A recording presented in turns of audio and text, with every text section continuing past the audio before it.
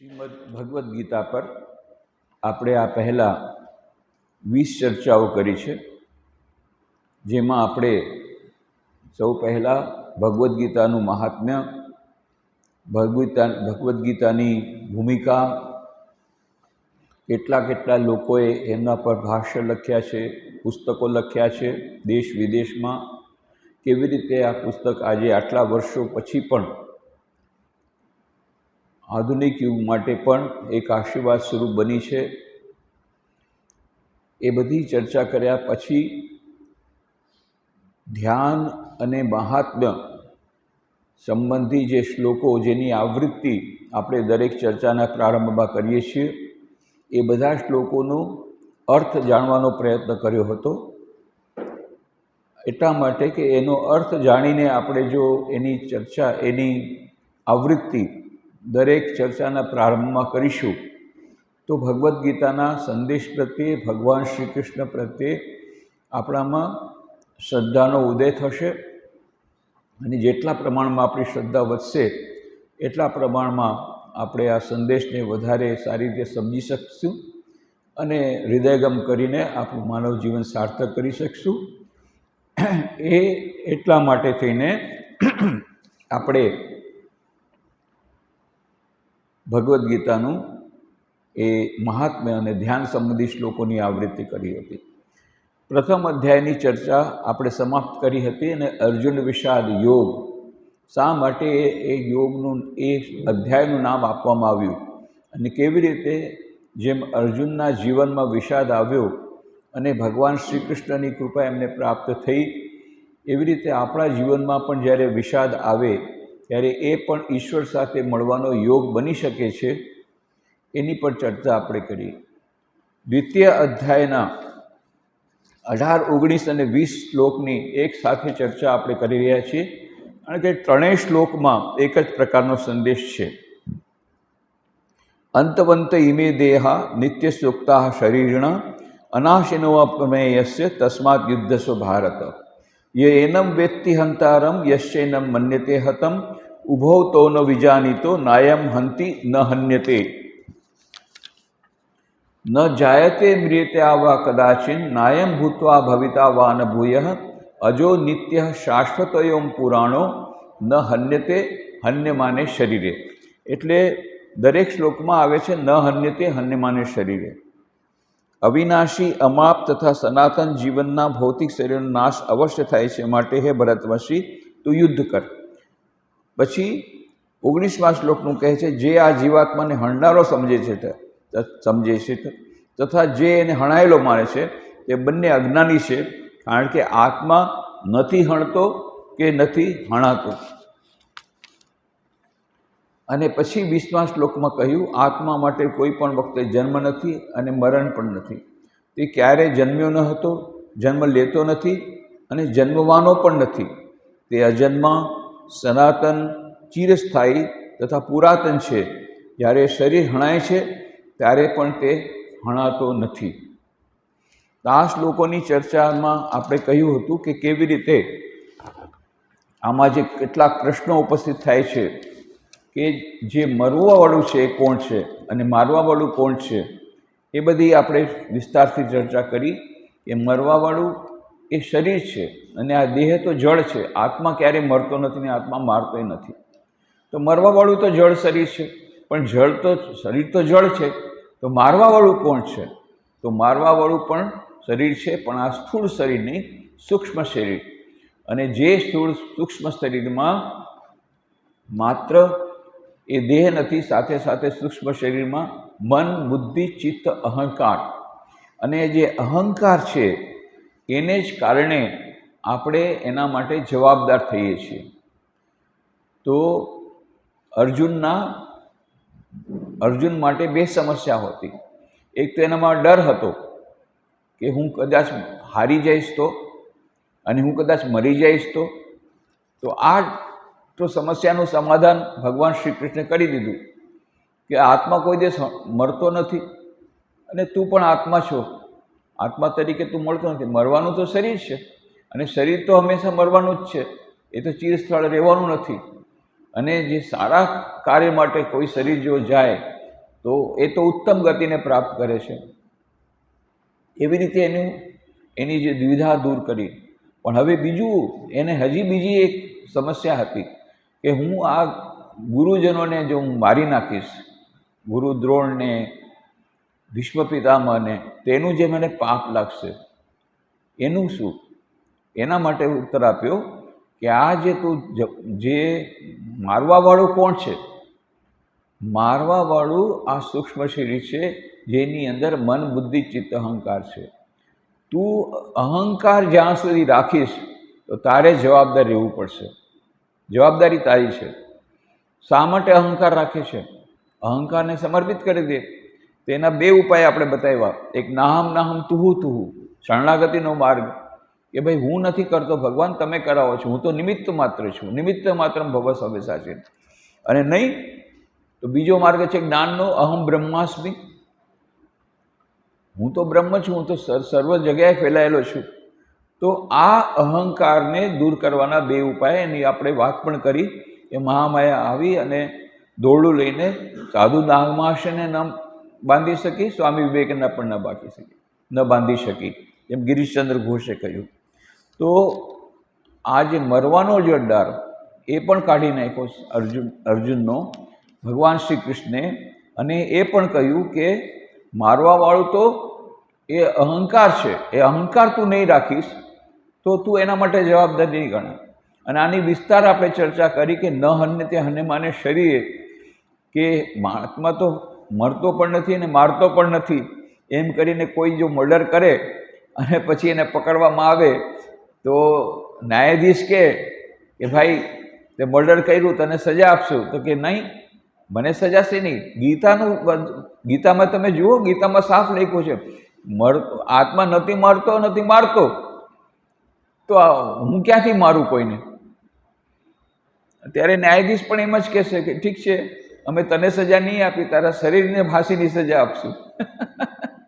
કારણ કે તું તો આત્મા છો, તને એનાથી ફરક પડતો નથી.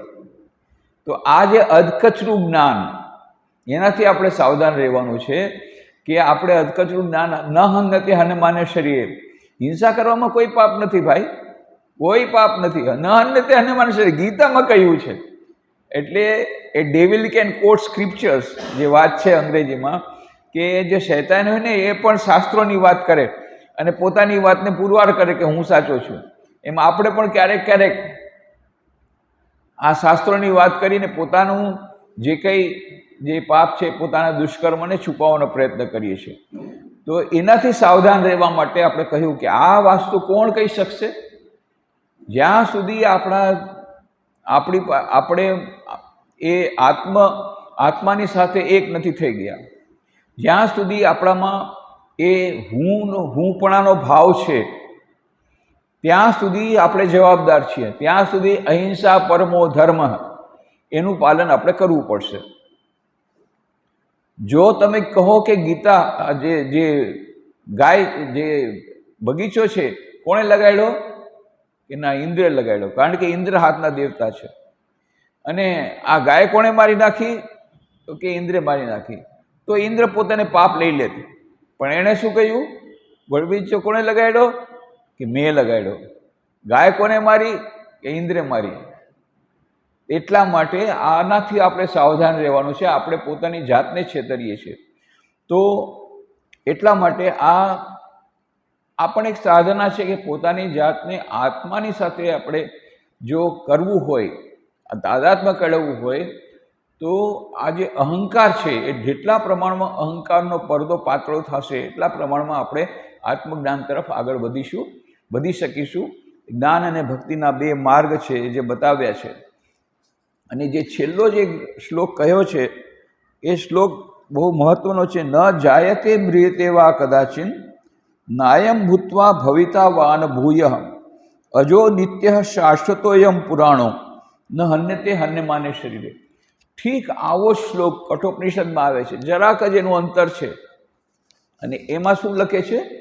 ન જાયતે મ્રિયતે વા વિપશ્ચિત નાયમ કુતશ્ચિત ન બભૂવ કશ્ચિત.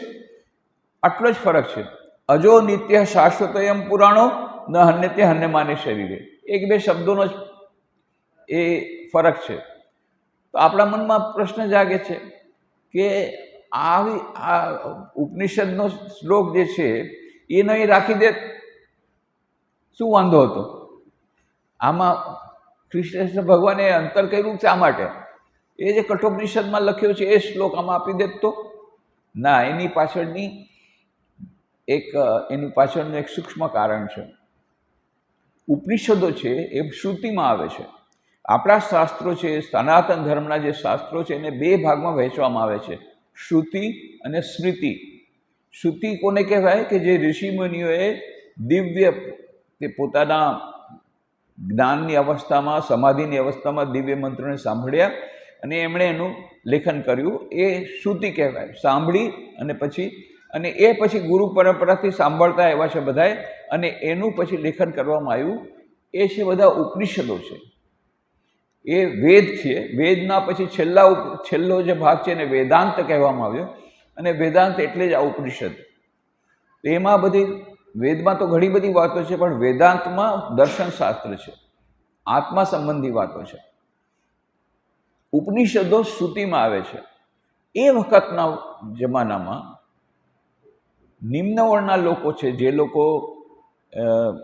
જે લોકો જનોઈ નથી પહેરતા, ઉપનયન સંસ્કાર જેના નથી થયા, એને શ્રુતિનો અભ્યાસ કરવાનો અધિકાર નહોતો. વિચિત્ર બધા નિયમોને કારણે જ આપણો દેશનો જે વિનાશ થયો, એટલે કે આપણે પતન થયું. પણ સ્મૃતિ છે. સ્મૃતિ કોને કહેવાય? સ્મૃતિ છે એ હવે સમય અનુસારે એ જે શ્રુતિમાં આપેલા સિદ્ધાંતોને સમય પ્રમાણે એને રજૂ કરવા વાર્તાઓને આખ્યાયિકાઓ દ્વારા, એટલે જેટલા પુરાણો છે એ બધા સ્મૃતિના અંતર્ગત આવે છે, 18 પુરાણો. અને એમાંનું એક પુરાણ છે, મહાપુરાણ છે, મહાભારત. અને ગીતા એ મહાભારતનો ભાગ છે. અને એટલા માટે ગીતા જો કે પ્રસ્થાનત્રયના અંતરમાં છે, તેમ છતાં એને સ્મૃતિ ગણવામાં આવે છે. અને સ્મૃતિનું વાંચન નિમ્ન જાતિના લોકો પણ કરી શકે. એટલે ભગવાન શ્રી કૃષ્ણે બુદ્ધિમત્તાપૂર્વક થોડોક અંતર કર્યું, કારણ કે એને શ્લોક હોય તો કે આ તો શ્રુતિ તમને સંભળાવી દીધી. તમે ઉચ્ચ વર્ણના લોકોને કહી શકે કે નિમ્ન વર્ણના લોકો હોય તો શ્રુતિ સાંભળવાનું શરૂ કર્યું. ના, અંતર છે આમાં, એવું સૂક્ષ્મ અંતર રાખી દીધું. પણ અર્થ એક જ થાય છે, બંનેનો એક જ અર્થ થાય છે. ફક્ત આમાં વિપશ્ચિત શબ્દ જે છે, જેનો અર્થ છે વિદ્વાન અથવા જ્ઞાનમય, એ ત્યાં આપી દીધો છે. તો આ નાનકડું એ છે. અને શાશ્વત અને પુરાણ તો અજન્મા તો કહ્યા, પછી શાશ્વત શા માટે કહ્યું? શાશ્વત જો કે જ્યારે કહ્યું કે ન જાયતે મૃત્યવા કદાચ નાયામ ભૂતવા ભવિતાવા ન ભૂય, તો જન્મતો પણ નથી, મરતો નથી. એમાં 6 પ્રકારના આપણે જે કહ્યા હતા ષડવિકાર, એ ષડવિકાર આવી ગયા. કયા ષડવિકારની વાત કરી હતી? અસ્થિ, વર્ધતે, પરિણમતે, ક્ષીયતે અને નશ્યતે. 6 પ્રકારની અવસ્થામાંથી આપણે પસાર થાય છે. પહેલાં અસ્થિ, પછી એનું અસ્તિત્વ આવે છે, જન્મ થાય છે. પછી વર્ધતે, પછી વધે છે. પછી પરિણમતે, પછી પરિણામમાં થાય છે. પછી એનું બીજું પરિણામ આવે છે, એટલે વૃદ્ધાવસ્થામાં પરિણમે છે. પછી ક્ષીયતે, હજી ધીરે ધીરે શરીર ક્ષીણ થતું જાય છે. અને છેવટે નશ્યતે, છેવટે નાશ થાય છે. તો જન્મ અને મૃત્યુ જ્યારે આવી ગયું, એમ કહેવામાં આવ્યું કે આત્માનો જન્મ પણ નથી ને મૃત્યુ પણ નથી, ત્યારે આ ષડવિકારમાંથી એ પણ આપણે માની લેવું જોઈએ કે ષડવિકારથી એ મુક્ત છે. આ ષડવિકાર છે દેહને લાગે છે, દેહીને નહીં, આત્માને નહીં. તો અહીંયા જે કહેવામાં આવ્યું કે આવી રીતે ષડવિકારથી મુક્ત, જન્મ અને મૃત્યુ નથી આત્માને. અને બીજું શું કહ્યું? કે શાશ્વત છે. અને પાછું કહ્યું પુરાણ છે. આ 2 શબ્દો શા માટે લખ્યા? કે શાશ્વત જે છે એટલે એમાં પરિવર્તન નથી થતું, પુરાણમાં પણ પરિવર્તન નથી થતું. પણ કહેવામાં આવ્યું કે શાશ્વત કોને કહેવાય? કે જે આત્મા કોઈથી ઘટતો નથી. અને પુરાણ એટલે કે હંમેશા જ્યારે પણ ચેન્જ થઈને પણ જૂનું જ રહે છે, એટલે કે એ વધતો નથી, એની ગરિમા એવી જ રહે છે સમય કાળ ગયા પછી પણ. તો આવું સૂક્ષ્મ અંતર છે. એટલા માટે આટલા શબ્દો વાપર્યા. એ ત્યાં ગીતા ભગવદ્ ગીતામાં અજો નિત્ય શાશ્વતોયમ પુરાણો ન હન્યતે હન્યમાને શરીરે. તો આવી રીતે આ જે સૂક્ષ્મ એક અંતર કઠોપનિષદના શ્લોકમાં અને આમાં આપ્યું. અને જે પ્રશ્નના ઉત્તર આપ્યા આપણે, કે આપણા મનમાં થાય કે ભાઈ જો ન હન્યતે હન્યમાને શરીરે, તો શરીર મળતું નથી, તો મરવાવાળું કોણ છે? શરીર છે, દેહ છે, આત્મા નથી મરતો. પણ તો મારવાવાળું કોણ? આત્મા તો મારતો નથી. કીધું અને ન હન્યતે હન્યમાને શરીરે, આત્મા તો મારતો નથી. તો કોણ મારે છે? આ સૂક્ષ્મ શરીર માને છે, કે જેમાં દેહ, મન, બુદ્ધિ, ચિત્ત, અહંકારવાળું જે શરીર છે એ માને છે. તો આવી રીતે આ બધા શ્લોકો. હવે વાત એમાં આવી કે જે સૂક્ષ્મ શરીર માને છે, અને ક્યાં સુધી તમારી જવાબદારી રહેશે? આપણી જવાબદારી ક્યાં સુધી છે? જ્યાં સુધી આપણામાં અહંકાર છે. તો જ્યાં સુધીમાં આપણામાં આત્મજ્ઞાન નિષ્ઠા નથી આવી, જ્યાં સુધી આપણે સમજી નથી શકતા કે આપણે આ શરીર નથી, અને જ્યાં સુધી આપણામાં અહંનો લેશ માત્ર છે, ત્યાં સુધી આપણે આ નથી કહી શકતા કે મારવાથી મને પાપ નહીં લાગે. એટલે અર્જુન ભગવાન શ્રી કૃષ્ણને આવી રીતે કહે છે. આ એક કાલ્પનિક આપણે વાત કરી શકીએ, કારણ કે ભગવાન શ્રી કૃષ્ણ અચાનક બીજું કારણ આપે છે. અત્યાર સુધી એમ જ આપતા હતા કે તારી ચિંતા શેની છે? તું તો મરવાવાળો નથી, તું તો આત્મા છો, તું મરવાવાળો નથી, તું ચિંતા શેની છે? મને ચિંતા પાપની છે. અરે જેને મારીશ એ પણ મરવાવાળા નથી, એ પણ આત્મા છે. અને જો એને શરીર પણ જાણતો હો તો, અને તમે જે વાત કરી મને કે તું આત્મજ્ઞાનમાં પ્રતિષ્ઠિત થઈ જા, તું પોતાને એજન્ટ ન માન, તું પોતાને નિમિત્ત માત્ર માન, પણનો પાણો અર્જુન રજૂ કરે છે.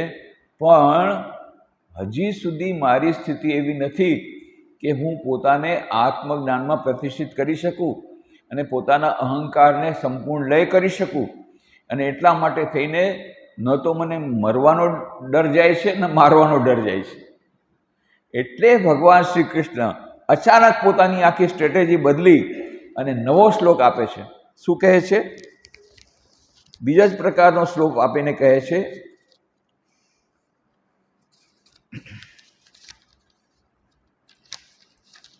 વાસાંસી જીર્ણાની યથા વિહાય નવાની ગૃહ્ણાતિ નરોપરાણી તથા શરીરાણી વિહાય જીર્ણાની અન્યાની સંયાતિ નવાની દેહી. હવે આત્માની કે મને આત્મા અને આત્મામાં કંઈ બરાબર સમજાવ નથી તો ને, હજી આત્મામાં મારી બુદ્ધિ પ્રતિષ્ઠિત થતી નથી. તમે વાત કીધી બધી સાચી, પણ એટલે સુધી મારું જાતું નથી, આત્મજ્ઞાન સુધી લાગતું નથી, હજી મારામાં અહંકાર છે. અને આવી રીતે જ્યારે ગોળ ગોળ વાતો કરવા માંડી ગયો અર્જુન, ત્યારે ભગવાન શ્રી કૃષ્ણે ગાડી ફેરવી. હવે બીજી પ્રકારની વાત કરી. અચ્છા, તું જો પોતાને દેહ સમજતો હો, તું દેહ સમજે છે ને પોતાને, આ કે હું દેહ સમજું છું, અને આ જે છે ગુરુ દ્રોણ ને બધું, એને પણ દેહ સમજે છે કે હા, એને પણ દેહ સમજે. એટલે તને લાગે છે કે હું જો મરી જઈશ તું સાથે હાય હાય શું થશે, અને એ લોકોને મારી નાખીશ તો હાય શું થશે. તો એ હાયર કરવાનું છોડ. કેમ? નવી આર્ગ્યુમેન્ટ આપે. વાસાંસી જીર્ણાની યથા વિહાય નવાની ગૃહ્ણાતિ નરોપરાણી તથા શરીરાણી વિહાય જીર્ણાની અન્યાની સંયાતિ નવાની દેહી. શું કહે છે? વાસાંસી. વાસાંસી એટલે વાસળા નહીં હો. કેટલાક લોકો પાછું પોતાની સંસ્કૃત ના આવડતું હોય કે વાસળા જ્યારે જૂના થાય ત્યારે ત્યજી દેવાનું, એવું નથી. વાસાંસી વસ્ત્રોને કહેવાય છે સંસ્કૃતમાં. વાસાંસી એટલે વસ્ત્રો. જીર્ણાની, જ્યારે જૂના વસ્ત્રો થાય લોકો ત્યારે જેવી રીતે લોકો જૂના વસ્ત્રોને ત્યાગી દે છે. આજકાલ તો બહુ જલ્દી ત્યાગી દે છે, પહેલાં એટલા બધા ત્યાગતા નહોતા, ફાટેલા ત્યાં જ ત્યાગતા. હવે ઊંધું છે, ફાટેલા વસ્ત્રો પહેરે છે અને નવા છે એને ફેંકી દે છે. નવી ફેશન આવી છે, જે પણ હોય. તો જૂના અને ફાટાયેલા ઘસાયેલા વસ્ત્રો જેવી રીતે મનુષ્ય એ વિહાય એને ત્યજી દે છે અને નવા વસ્ત્રો ધારણ કરે છે, એવી રીતે આ મનુષ્ય જે છે એ જ્યારે શરીરને છોડી દે છે જૂના વસ્ત્રની જેમ, ત્યારે નવા વસ્ત્રને ધારણ કરે છે.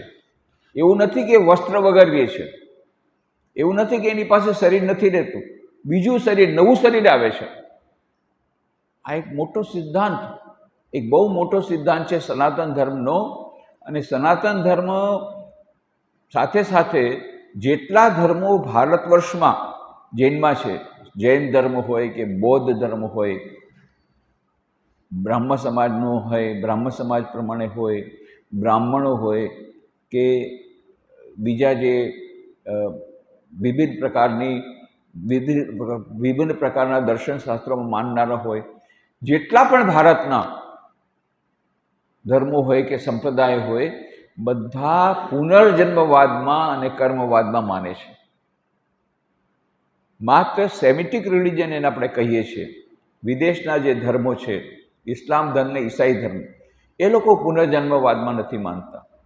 પણ બાકી હિન્દુ ધર્મ, સનાતન ધર્મ, જૈન ધર્મ, બૌદ્ધ ધર્મ ને જેટલા પણ ભારતમાં જે વિભિન્ન વિચારધારાવાળા સંપ્રદાયો છે, એ બધા આ પુનર્જન્મવાદમાં માને છે.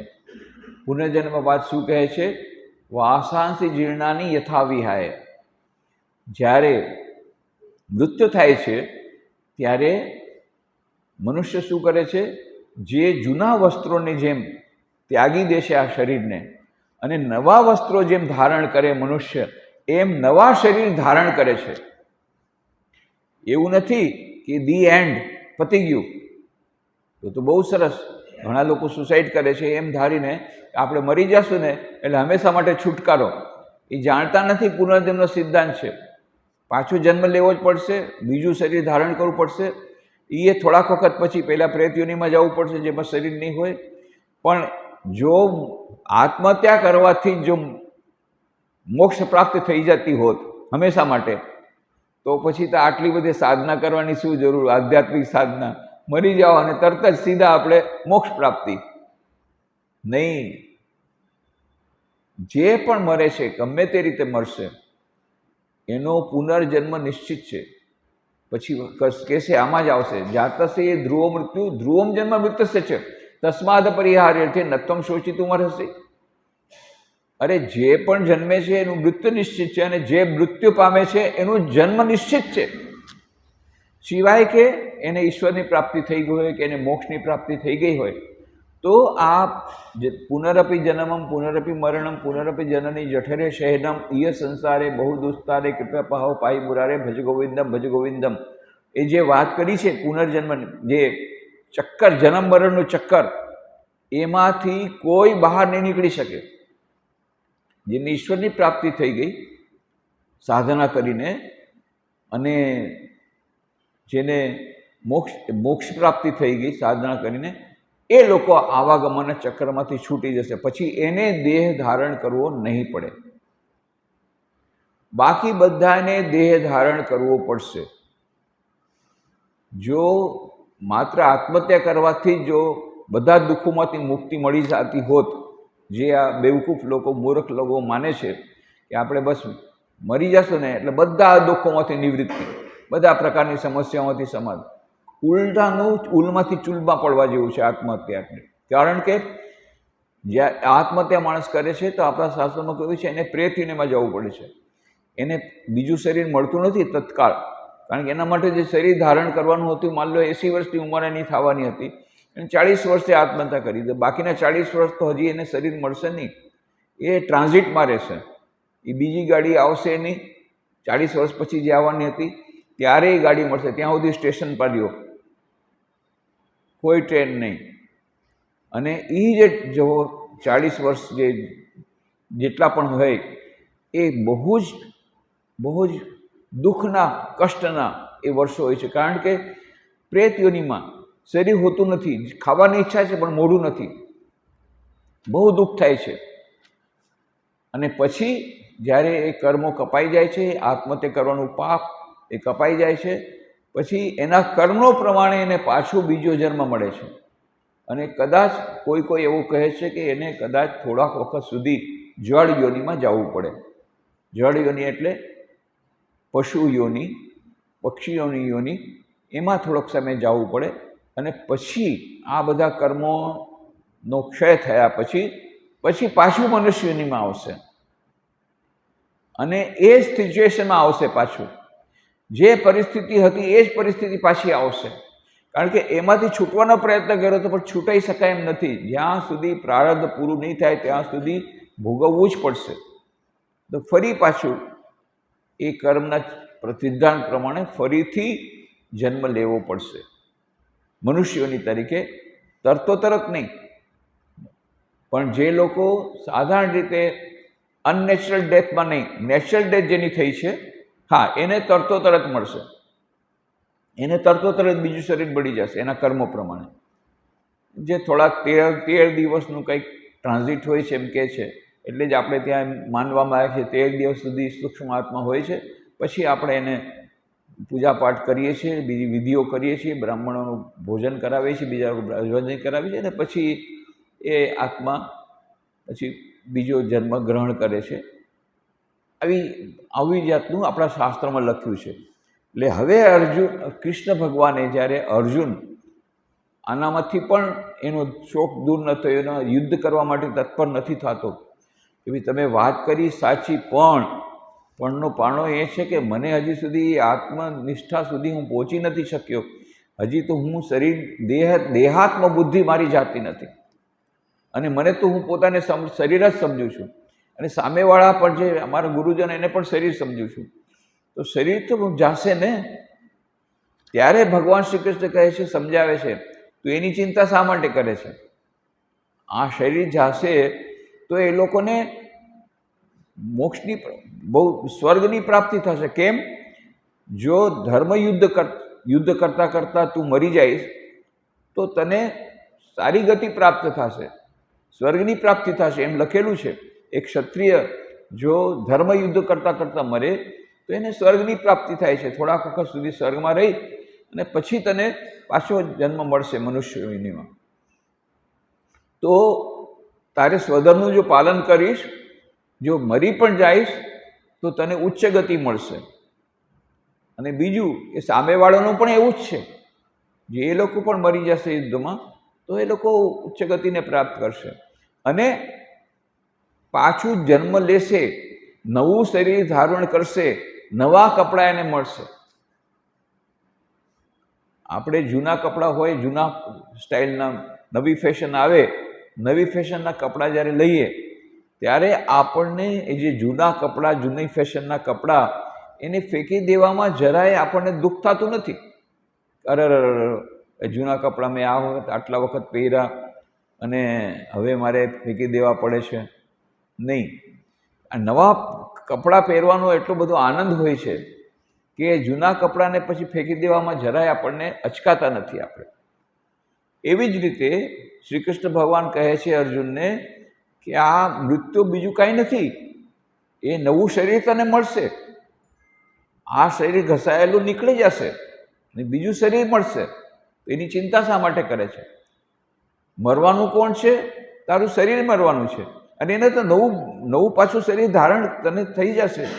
તું એમ સમજતો કે અરે મારું શરીર વયું જશે, હું તો હજી આત્મજ્ઞાન સુધી પહોંચ્યો નથી. કાંઈ વાંધો નહીં, તને બીજું શરીર મળશે. ગુરુ દ્રોણને પણ બીજું શરીર મળશે, મરી જશે તો.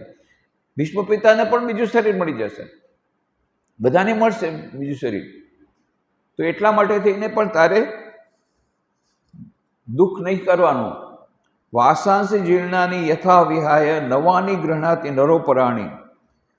વાસાંસી જીર્ણાની, જૂના વસ્ત્રો, યથા જેવી રીતે વિહાય તજીને નવાની ગૃહણાતિ, નવા વસ્ત્રો ગ્રહણ કરે છે નર એટલે કે મનુષ્ય. અપરાણી, બીજા. એવી રીતે શરીરાણી, શરીરોને વિહાય તજીને જીર્ણાની, વૃદ્ધ તથા નકામા, અન્યાની, બીજા, સંયાતિ સ્વીકારે છે. નવાની, નવા, દેહી, દેહધારી આત્મા. તો કહેવાનો અર્થ શું થયો? જેવી રીતે મનુષ્ય જૂના વસ્ત્રોને ત્યજીને નવા વસ્ત્રો ધારણ કરે છે, તેવી રીતે આત્મા વૃદ્ધ તથા નકામા શરીરોને ત્યજીને નવા ભૌતિક શરીર ધારણ કરે છે. એટલા માટે પણ તારે ચિંતા કરવાની જરૂર નથી કે હાય શું થશે, મારું શું થશે, હું જો મરી જઈશ તો. હું તો હજી આત્મામાં પ્રતિષ્ઠિત નથી થયો, હજી આત્મામાં મને પૂરો વિશ્વાસ નથી થતો કે આત્મા નામની વસ્તુ છે. એ જાણે અર્જુન આપણા વતી જ વાત કરે છે, આપણી પણ એવી જ દિશી છે.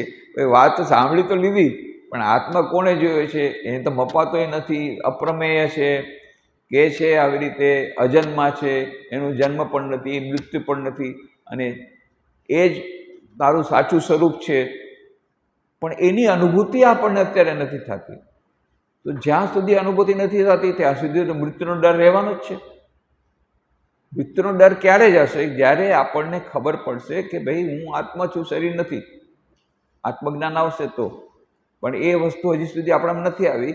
એટલે અર્જુનને બીજી રીતે સમજાવે છે કે તું એમ માનતો હો કે તું મરી જઈશ એટલે બધું પતી ગયું, એવું નથી. અંત નથી.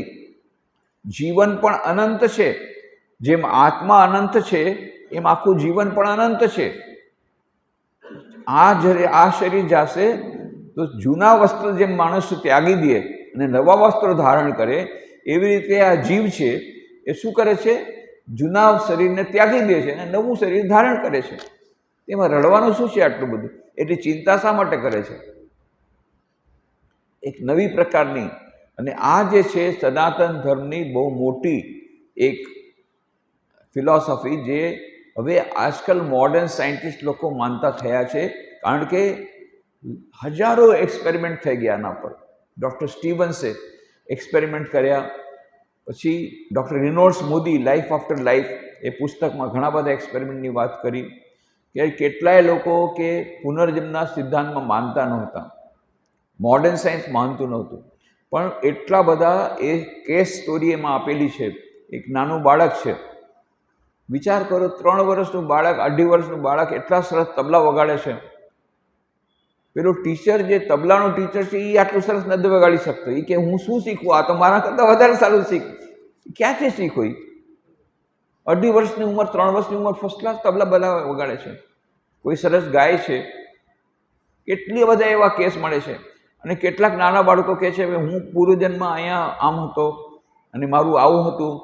એટલે એ લોકોએ પછી બાળકને લઈને ગયા કે હું તો આ જગ્યાએ હું રહેતો હતો, આ મારું મકાન છે, બરાબર બતાવી દીધું.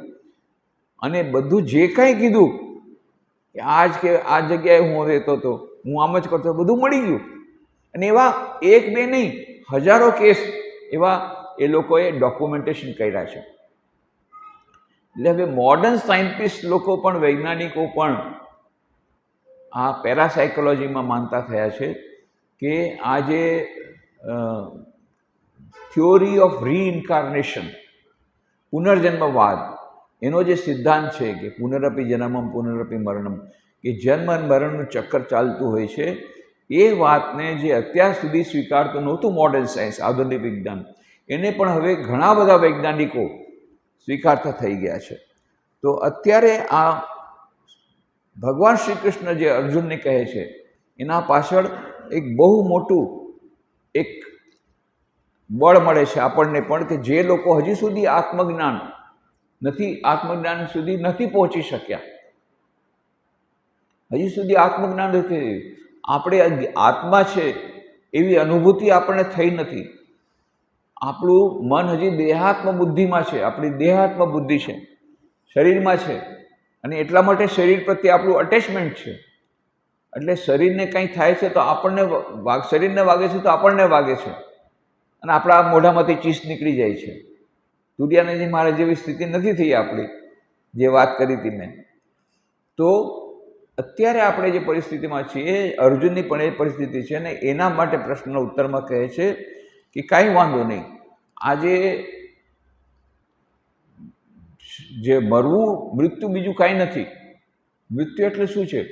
જે તમારું શરીર છે એ જૂનું થઈ ગયા પછી જેમ કપડાં ઉતારી અને બીજા નવા કપડાં પહેરે છે, એમ આ જીવાત્મા છે, જીવાત્મા જૂનું શરીર ત્યજી દે છે, નવું શરીર ધારણ કરે છે. આટલી જ વાત છે. મૃત્યુ એટલે બીજું કંઈ નથી.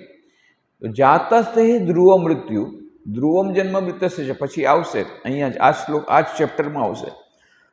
જેનો જેનો જન્મ થયો છે એનું મૃત્યુ થશે જ થશે. કદાચ કોઈ યોગી બાબા હોય 150-200 વર્ષ કાઢી લે, અલગ વસ્તુ છે, બાકી એનાથી વધારે આ શરીરને ટકાવી શકાશે નહીં. ગમે એટલા કેમિકલ કરો, ગમે એટલું કરો, ગમે એટલા વ્યાયામ કરો, પ્રાણાયામ કરો, જે કંઈ કરો, આ શરીરને ટકાવી શકાશે નહીં. શરીર ક્ષણભંગુર છે, નશ્વર છે. તો આ જૂનું કપડું વધારે ચાલશે નહીં. તો એક દિવસ તો મરવાનું છે, એ વાત નિશ્ચિત છે. જેનો પણ જન્મ થયો છે એનું એ મરશે જ મરશે. હવે એમાં તો કોઈ કંઈ કહી નહીં શકે. આધુનિક વિજ્ઞાન પણ કહી નહીં શકે. ગમે એવા જે રેશનલ માણસો હશે આધુનિક યુગના, એને પણ કે હા જોયું છે આપણે કે દેહ ક્ષણભંગુર છે, 15 સેકન્ડની અંદર બધા ખતમ, સ્વાહા. 15 સેકન્ડની અંદર એરોપ્લેનમાં બેઠા હતા, બસ પતી ગયું, નીચે આવ્યું, આગ લાગી, ખતમ. તો જીવન ક્યારેય પણ ખતમ થઈ શકે છે, શરીર ક્યારેય પણ નષ્ટ થઈ શકે છે, અને ક્યારેક ને ક્યારેક નષ્ટ થવાનું જ છે. માની લ્યો એરોપ્લેનને ક્રેશમાં નથી ગયા તો મોટર ક્રેશમાં, મોટર એક્સિડન્ટમાં ન ગયા તો બીજા એક્સિડન્ટમાં, નહીં તો બાથરૂમમાં પડી ગયા, નહીં તો પછી હાર્ટ એટેક આવ્યો, કંઈ પણ લાખો જાતના રોગ આજે નવા નીકળ્યા છે. કેન્સર થયું, આ થયું, તે થયું. એટલે મૃત્યુ જે યમરાજને લેવું હશે તેની પાસે કેટલાય ઉપાયો છે મારી નાખવા માટેના. એટલે આ શરીર એકવાર મરવાનું છે, એ વાત નિશ્ચિત છે. હવે એમાં કોઈ હેમખેમ એમાં કોઈ બીજી થવાનું નથી, અને એ વાતથી કોઈ નકારી શકે એમ નથી. ગમે એવા સાયન્ટિસ્ટ પણ નકારી શકે નહીં કે હા, જેનો પણ અત્યાર સુધી અમે જોયું છે, જે પણ વ્યક્તિનો જન્મ થયો છે આ પૃથ્વી પર, એનું મૃત્યુ થયું જ છે. ચાહે મોટા સંત હોય, ચાહે પાપી હોય, ચાહે ભિખારી હોય, મિલિયનર હોય, બિલિયનર હોય, સૌથી વધારે રિચેસ્ટ પર્સન હોય, ગમે તે વ્યક્તિ હોય, એનું મૃત્યુ નિશ્ચિત છે. ક્યારે સૌથી વધારે અનિશ્ચિત વસ્તુ એ જ છે કે ક્યારે થશે, અને સૌથી વધારે નિશ્ચિત વસ્તુ એ છે કે જેનો જન્મ થયો છે એનું મૃત્યુ થશે જ થશે. એ વાતમાં તો બધાય સંમત થવું જ પડશે.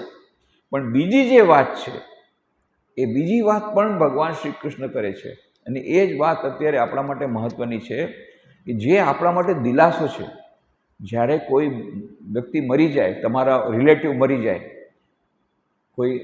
કોઈના તમારા સગાવાલાના ઘરમાં કોઈનું મૃત્યુ થાય, ત્યારે આ વાત ભગવાનની શ્રી કૃષ્ણની કહેવા જેવી છે કે ભાઈ, વાસાંસી જીર્ણાની યથા વિહાય નવાની ગૃહાતી નરો પ્રાણી. જો કોઈના જૂના કપડાં હોય, એ જૂના કપડાં જો ફેંકી દઈએ અને નવા કપડાં પહેરે તો આપણે કંઈ રડીએ છીએ, છાતી પછાડીએ છીએ, ધમપછાડા કરીએ છીએ? ઉલટાના ખુશ થાય છે, વાહ મોડર્ન ડ્રેસ, મોડર્ન સ્ટાઇલના મોડર્ન ફેશનના ડ્રેસ, મારો ડ્રેસ આવ્યો છે, ખૂબ આનંદિત કરીએ છીએ. તો ભગવાન શ્રી કૃષ્ણ સમજાવે છે, જાતસ્થી ધ્રુવ મૃત્યુ વાસાંસી જીર્ણાની યથાવ્યાય નવાની ગૃહાતી નરો પ્રાણી, કે જેનો જન્મ થયો છે મૃત્યુ તો નિશ્ચિત છે, પણ બીજી વસ્તુ જે છે એ હજી આપણે માનતા નહીં. એ કઈ છે વસ્તુ? કે જે પણ મૃત્યુ પામે છે એનો જન્મ પાછળ નિશ્ચિત છે. શા માટે હું દુઃખી ન થાઉં? દુઃખ તો થાય જ. આપણે જેની સાથે આટલું બધું રહ્યા હતા, મૃત્યુ કરતાં વધારે દુઃખદાયક કોઈ વસ્તુ નથી. સૌથી વધારે દુઃખદાયક વસ્તુ છે મૃત્યુ, કોઈનું મૃત્યુ. કેમ? કારણ કે ઇરિવર્સિબલ જર્ની છે. બાકી બધું રિવર્સિબલ છે. તમારો કોઈ વસ્તુ, કોઈ નુકસાન થયું તો પાછું આવી શકે છે, પણ જે વ્યક્તિ મરેલો છે એ પાછો એ દેહમાં આવશે નહીં. એ દેહ ખતમ થઈ ગયો. પણ એની સાથે બીજું પાસું છે, એ ભગવાન શ્રી કૃષ્ણ રજૂ કરે છે અર્જુનની પાસે. મોટી આશાની વાણી છે. શું? કે જાતસી ધ્રુવ મૃત્યુ ધ્રુવમ જન્મ મૃત્યુ છે, અને જે પણ મરશે એનો જન્મ નિશ્ચિત છે. હા, યસ, જન્મ નિશ્ચિત. જ્યાં સુધી કે કાં એને આત્મહત્યા કરી હોય તો થોડુંક એને પ્રેતયોનીમાં જવું પડશે, પણ મરવું એટલે બધું ખતમ થઈ ગયું એવું નથી. અસ્તિત્વનું ખતમ, કોઈ દિવસ અસ્તિત્વ ખતમ થતું નથી, કોઈ દિવસ અસ્તિત્વ ખતમ થતું નથી. આ એક જીવન રેખા છે, એ અનંતકાળ સુધી ચાલે છે. જીવન એક અનંતકાળ સુધી ચાલે છે. ફક્ત ડ્રેસ બદલવાનું આવે છે. એને થોડોક મોડેથી ડ્રેસ મળશે, જે લોકોએ આવી રીતે આત્મહત્યા કરી છે, પણ એને પણ ડ્રેસ મળશે, એટલે કે નવું શરીર મળશે. પણ બાકી બધાને તો તરતો તરત નવું શરીર મળશે, મળશે જ મળશે. ચિંતા કરવાની જરૂર નથી. કેવું શરીર મળશે? એના કર્મ પ્રમાણે મળશે. જો સારા કર્મો હશે, શુચિનામ શ્રીમતામ ગેહે યોગ ભ્રષ્ટો વિજાયતે. ભગવાન શ્રી કૃષ્ણ 6ઠ્ઠા અધ્યાયમાં કહેશે કે જે લોકો આવી રીતે યોગ સાધના કરતાં કરતાં મરે છે તો એનો જન્મ બહુ ઉત્તમ યોનિમાં, ઉત્તમ કુટુંબમાં થાય છે, ઉત્તમ પરિવારમાં. શુચિનામ શ્રીમતામ ગેહે, કે જે શ્રીમંત પણ છે પરિવાર, સાથે સાથે સંસ્કારયુક્ત છે. શુચિનામ પવિત્ર કુળમાં જન્મ પામે છે. જેણે સાધના કરતાં કરતાં પોતાનું શરીર છોડી દીધું છે, એ જ્યાંથી સાધના કરી છે જ્યાં સુધી, એનાથી પછી હજી આગળ વધે છે. એવું નથી કે એની જે સાધના કરી બધી ખતમ ગઈ, પાણીમાં ગઈ. નહીં, જે કંઈ આપણે જપ કર્યા છે આ જીવનમાં, એ બધા એનું બેલેન્સ આપણી સાથે કેરી ફોરવર્ડ થવાનું છે. શરીર કેરી ફોરવર્ડ નહીં થાય, પણ સૂક્ષ્મ શરીરની અંદરના જે સંસ્કારો છે એ સંસ્કારો કેરી ફોરવર્ડ થશે. આપણા જે કર્મો છે એ કર્મો સાથે ટ્રાન્સફર થશે નેક્સ્ટ યોનિમાં. તો આપણે જો સારા કર્મો કર્યા હશે તો એનું સારું ફળ આપણને આવતા જન્મમાં મળશે. અને આ પુનર્જન્મ સિદ્ધાંત મોસ્ટ સાયન્ટિફિક છે અને મોસ્ટ રેશનલ છે. કેમ? કારણ કે આપણે સંસારમાં જોઈએ છીએ કે કોઈ બાળક, અત્યારે અમારે સેરિબ્રલ પાલ્સી અહીંયા છે આપણું ડિપાર્ટમેન્ટ મેડિકલમાં, અત્યારે એનું બહુ નામ થયું છે. ઘણા બધા લોકો આવે છે, એમ કહે છે કે એશિયામાં આવું અમે જોયું નથી, કોઈ કે એમ કહે છે. તો એ સેરિબ્રલ પાલ્સીમાં નાના બાળકો તમે જુઓ કે એના મા બાપ ઉપર શું કેવી અવસ્થા થતી હશે. ઊભા નથી શકતા, બેસી નથી શકતા, બોલી નથી શકતા, કેટલા પ્રકારની સમસ્યા. હવે આવું બાળક જે જન્મ લીધું, તો ભગવાન કેટલા નિર્દય છે. આમ તમે કહો છો ઈશ્વર તો બહુ દયાળુ છે અને ઈશ્વર સર્વશક્તિમાન છે, તો કેમ આવા જન્મ લે? કોઈ આંધળા છે, જન્મથી જ આંધળા છે, કોઈ જન્મથી જ લંગડા છે, કોઈ જન્મથી જ આવી રીતના સેરિબ્રલ પાલ્સી ચાઇલ્ડ છે, કોઈ મેન્ટલી રિટાર્ડેડ ચાઇલ્ડ છે. કેમ આવો જન્મ થયો એનો? એણે શું ગુનો કર્યો હતો? એના મા બાપે શું ગુનો કર્યો હતો? આવા બધા પ્રશ્નો. ઈશ્વર શું કરે છે બેઠા બેઠા? બરાબર મેનેજમેન્ટ નથી કરતો આ જગતનું, એમ આપણે કહીએ છીએ, ગાળો પણ આપી છે ભગવાનને. પણ જે કંઈ હોય, આ જે થયું છે એની પાછળ પુનર્જન્મની થિયોરી અને કર્મની થિયોરી જ આપણને ઠીક રસ્તે લઈ જઈ શકે છે કે ના, એમાં ઈશ્વરનો કોઈ હાથ નથી. પોતપોતાના કર્મો પ્રમાણે નેક્સ્ટ જન્મે મળે છે, એ પ્રમાણે આપણને એવો દેહ મળે છે, એવી યોનિ મળે છે, એવી જાતની આપણને પરિસ્થિતિ મળે છે. આ કર્મનો સિદ્ધાંત અને પુનર્જન્મનો સિદ્ધાંત, the theory of reincarnation and the law of karma, both are interconnected. આ બંને સંકળાયેલા છે. એટલે આમાં વિસ્તારથી વાતો કરશું. આ એક જ શ્લોકમાં જો આપણે સમજી જઈએ તો ભગવદ્ ગીતાનો સાર આપણે સમજી ગયા. કારણ કે પુનર્જન્મનો સિદ્ધાંત અને કર્મવાદનો સિદ્ધાંત એ સમજવા જેવો છે. અને એ જો આપણે સમજી જશું, ઇવન થિયોરિટિકલી પણ સમજી જશું, તો ઘણી આપણા મનમાં સાંત્વના રહેશે. કે માન લો કોઈ આપણા રિલેટિવ કોઈ ગુજરી ગયો છે, તો ત્યારે આપણને આથી સાંત્વના મળશે કે ના, ભલે કોઈ મરી ગયું હોય, એનું શરીર મર્યું છે, પણ જે પણ મરે છે એનું મૃત્યુ જેનું નિશ્ચિત છે, જેનો જન્મ છે એનું મૃત્યુ નિશ્ચિત છે, એવી રીતે જે મરે છે એનું જન્મ નિશ્ચિત છે. તો જરૂર એને એના કર્મ પ્રમાણે બહુ સારું જન્મ મળ્યો હશે. આ મોટી એક આશાની વાણી છે આપણા પાસે, બહુ મોટી આશાની વાણી છે કે અસ્તિત્વ ક્યારેય સમાપ્ત થતું નથી. અત્યારે આપણને એમ લાગે છે કારણ કે આપણા માટે અસ્તિત્વ શરીરનું જ છે, એની હવે મેમોરી જ રહી છે, માત્ર સ્મૃતિ જ રહી છે, એના સિવાય બીજું કાંઈ નથી રહ્યું. પણ આપણે એ જીવનું વાત કરવી જોઈએ કે એ જીવનું શું થયું છે. એ જીવને પોતાના કર્મો પ્રમાણે એણે બીજો જન્મ લઈ લીધો છે. અને જો કોઈએ સારા કર્મો કર્યા હોય તો એને સારી યોનિ મળે છે, એને સારા કુટુંબ પરિવારમાં એનો જન્મ થાય છે. તો એ ઓનવર્ડ જર્ની ચાલે છે. પણ એનો અંત ક્યાં છે? એ અંત જે છે મોડર્ન સાયન્સ જાણતું નથી. મોડર્ન સાયન્સ વાત કરે છે, એની આપણે વાતો કરશું નેક્સ્ટ રવિવારમાં.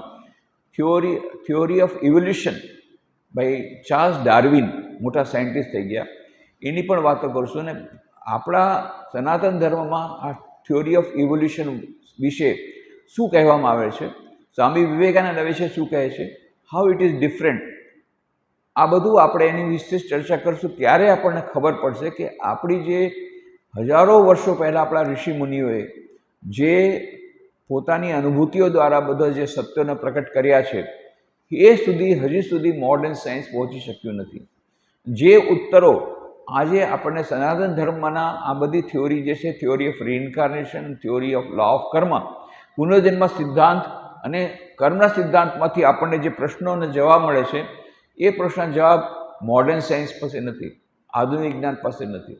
અને એટલા માટે ધીરે ધીરે લોકો બધા જ એ ઘણા બધા પુસ્તકો અત્યારે બહાર પડી રહ્યા છે. મોડર્ન સાયન્સના સાયકોલોજીસ્ટ લોકો, modern psychologist, modern biologist, including Aldous Huxley, એ લોકો બધાએ આ ધીરે ધીરે આપણી આ થિયોરી તરફ આવી રહ્યા છે.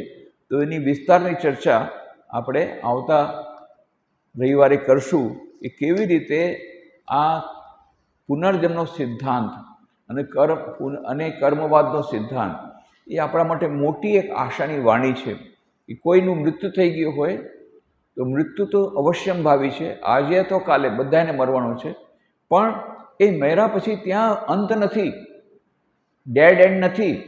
એના પછી ફરી પાછું આપણને જન્મ મળશે, અને સારા કર્મો કર્યા હશે તો સારો જન્મ મળશે, જેનાથી આપણે આપણી સાધના હજી આગળ વધારી અને જે આપણો અંતિમ ઉદ્દેશ્ય છે આ માનવ જીવનનો, એ આપણે લાભ નહીં કરી શકીએ ત્યાં સુધી આ ચક્કર ચાલતું રહેશે. પુનરપી જન્મમ પુનરપી મરણમ પુનરપી જનની જઠરે શયનમ ઇહ સંસારે બહુ દુસ્તારે કૃપયા પાહો પાઈ મુરારે ભજ ગોવિંદમ, ત્યાં સુધી એ ચાલતું રહેશે. તો એની આપણે વિસ્તારની ચર્ચા આવતા રવિવાર કરશું. અહીંયા આપણે વિરમીએ.